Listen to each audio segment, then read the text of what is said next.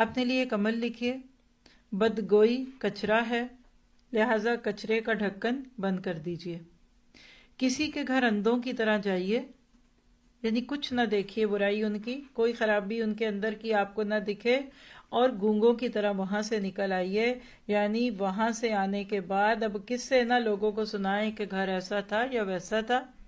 عام طور پہ پہلے دور میں جب لوگ کسی جگہ کوئی ایسی چیز دیکھتے جو انیوژل ہوتی تو فوراً اس کی برائی کرتے، قیل و قال۔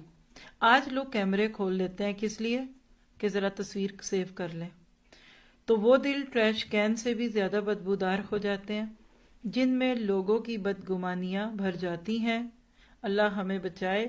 اور کسی کے ساتھ بھی کوئی معاملہ کریں تو اس وقت ایک بات اپنے آپ کو ضرور بتائیے گا کہ کہیں میرا حال ایسے تو نہیں کہ ہم اپنی غلطیوں کے بہترین وکیل اور دوسروں کی غلطیوں کے بہترین جج ہوتے ہیں۔